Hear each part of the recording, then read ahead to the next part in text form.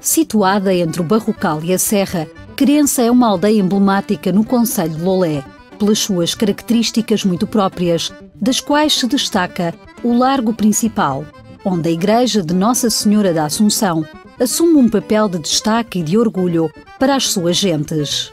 Datada do século XVI, a igreja apresenta aspectos arquitetónicos históricos de registro. No exterior, salienta-se a ornamentação manuelina da porta principal.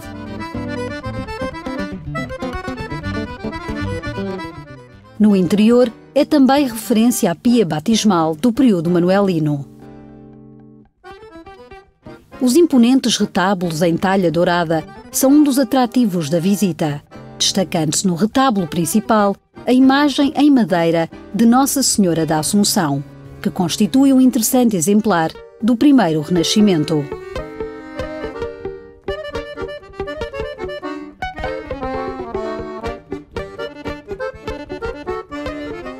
A recente requalificação do Largo Principal dotou-o de algumas obras artísticas contemporâneas, que convivem bem com o espaço e com outros monumentos, como o Cruzeiro em Cantaria, um dos raros exemplares no Algarve, provavelmente do século XVI.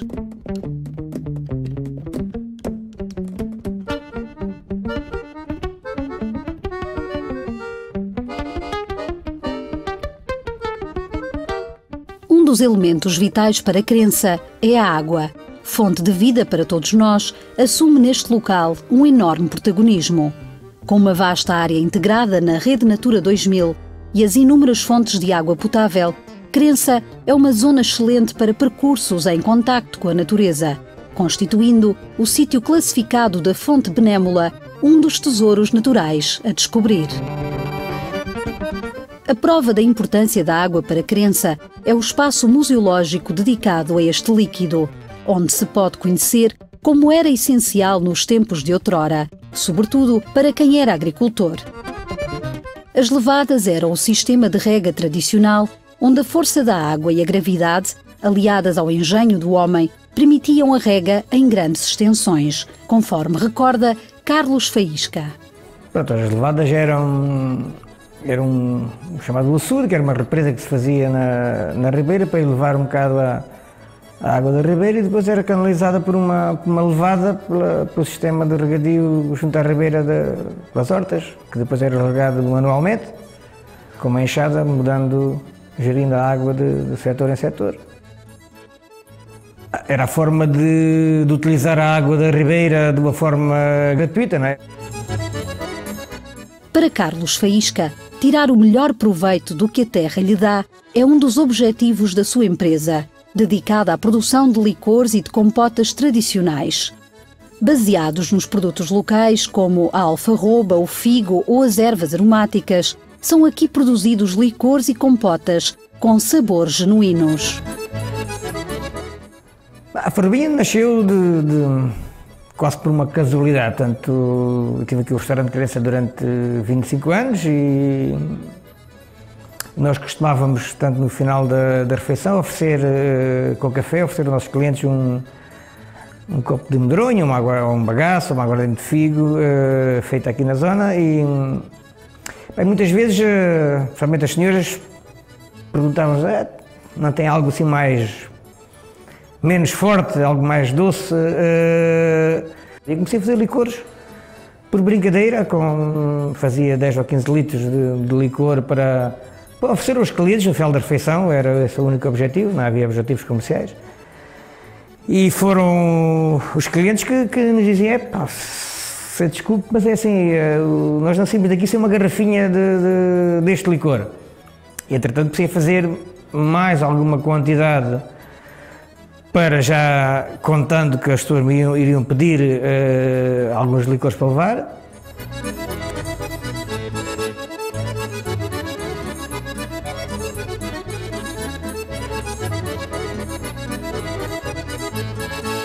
As compotas churros, pelo facto de eu tentar recuperar um doce de alfarroba que se fazia aqui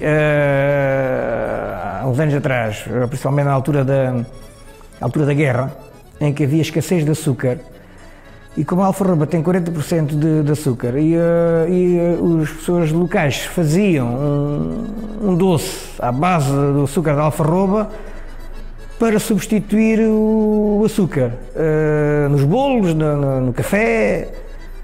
E eu, pronto, já não conhecia isso, mas eu sempre ouvia falar desse doce de alfarroba e tentei recuperá-lo. Falando com um velhote e com outro, consegui recuperar esse doce. E pronto, daí depois veio o seguimento dos outros. Não é? No caso das compotas, portanto, é o facto da fruta ser produzida por nós, e claro que o facto de ser produzida por nós não é seja melhor que os outros, já que a nossa agricultura é biológica e não utilizamos químicos, e depois todo o processo de conservação também é sem químicos.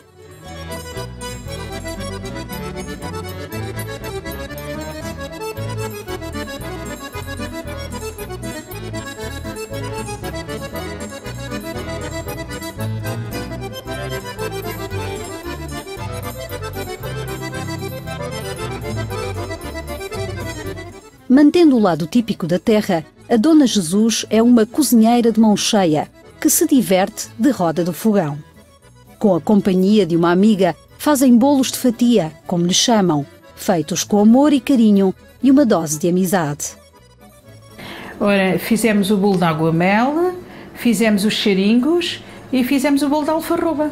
Pronto, isto é um doce que é feito à base de ovos, farinha, que é mais azeite, raspa de limão, e que depois se formam uns biscoitos que são fritos em azeite. É muito típico aqui de Crença. Geralmente são feitos na altura do Natal, mas nem só, em qualquer época do ano também se podem fazer.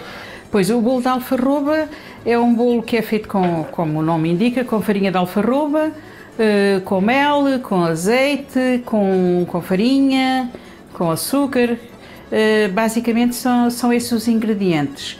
O bolo de água-mel leva água-mel, como o nome diz, farinha, açúcar, ovos, pronto, mas a base também é água-mel. Portanto, são tudo produtos aqui da região da Beira Serra, que pronto, têm a ver com as nossas tradições. A água-mel hoje em dia já não é muito fácil encontrar, porque aquilo leva algum trabalho. Geralmente é sempre no final da extração do mel, que fica a cera com bastante resíduos ainda de mel e pólen, e portanto essa cera é lavada e essa água é levada ao lume num tacho de arame e ferve muitas horas até ficar com uma consistência de geleia. Eu gosto muito das nossas coisas e é uma grande pena que eu tenho de não se preservar, de não se valorizar, de não se divulgar as nossas coisas, as nossas tradições e os nossos costumes. E por estranho que pareça, há muitas pessoas que sentem um bocado até de vergonha disso, porque acham que são coisas um bocado simples, um bocado pobres, porque a região não são regiões ricas, mas eu nunca me envergonhei disso, antes pelo contrário, sempre tentei contrariar isso, valorizar, promover e fazer precisamente o oposto, para que isso não desapareça.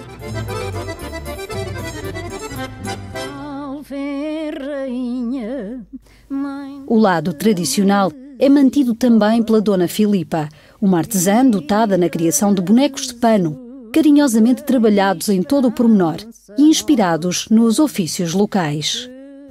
Faço-os a rigor na vida como eu conhecia, a amassar o pão, com o ventalinho, com o lenço. Pronto, faço com as atividades que eu conhecia. E conheci desde criança. Pois. Tenho alguns que eu já se não vê, mas que eu conheço. E então faço. Desde as velhinhas com a lenha debaixo do braço, com os velhotes a serrar a lenha, a eira, tudo que pertence à eira, com os homens a limpar, como era antigamente. Faço isso. Trabalho com as chitas, o riscado, o pano cru, as flanelas. procuro esses tecidos antigos que raramente já se encontra. E depois já há pessoas que têm guardado e me vêm oferecer, olha, isto tinha eu de há tantos anos, e oferecem-me, e vou fazendo.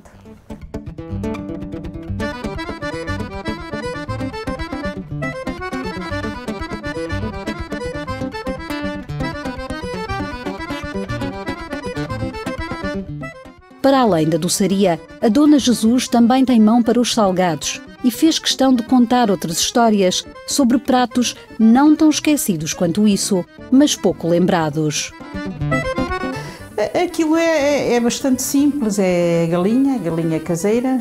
Ela era cozida aos bocados, com um ramo de salsa, um bocado de chouriça, um dentinho de alho, uma cebola, folha de louro, um tomatinho, e depois esse caldo era aproveitado para fazer ou uma canja ou um arroz seco para acompanhar a galinha. Não se devia deixar cozer demasiado, porque ela depois ia ser alourada em azeite, um bocadinho de banha de porco, com alho, cebola, e aí que lhe damos depois a forma do cerejar, será esse alourar.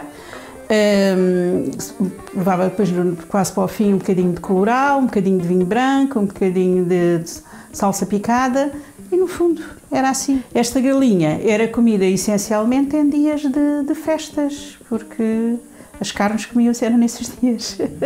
A lentilha, portanto, é uma leguminosa, como o feijão, o grão, a ervilha, as favas, e ela teve bastante importância há uns anos atrás, em que as leguminosas era o prato principal, principalmente aqui na zona do Barrocal, que era comida na forma de jantares, era assim que se dizia. Portanto, os jantares eram um prato único, em que, portanto, comia-se aquela refeição, era seco, portanto, tinha pouco caldo, tinha sempre carne de porco a acompanhar, ou um bocadinho de carne magra, ou carne gorda, como as pessoas diziam, mas havia sempre chouriça, portanto, conforme a fartura que havia ou não na casa.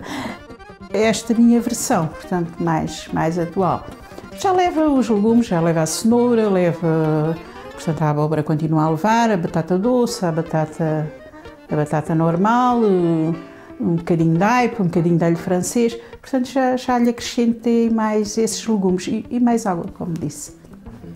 Depois, no final, leva assim um bom ramo de coentros picadinhos e hortelã. A importância gastronómica de Querença assume um dos seus expoentes máximos na festa das chouriças, em janeiro. Por vezes, a chuva prega partidas, mas não desanima os visitantes e os fiéis que dedicam este dia a São Luís, patrono dos animais, como forma de agradecimento pela ajuda na criação do porco, importante sustento anual de famílias até há poucas décadas atrás. Os pontos altos da festividade são a procissão e o disputado leilão de chouriças, com outros produtos da terra, ofertas populares em favor de São Luís. A degustação de chouriça assada e outras iguarias constitui momento de festa e enchente na aldeia de Querença. Vamos caminhando ao encontro do Senhor, juntos como irmãos, membros de uma igreja, vamos caminhando ao encontro do Senhor. Maria, cheia de graça o Senhor. À praia abaixo, barquinho à vela, vá de banda carola, banda, vá de banda carola, olé. Já sei cantar a espanhola, cara linda, mira usted. Vá de banda carola, banda, vá de banda carola, olé. Já sei cantar a espanhola, cara linda, mira usted.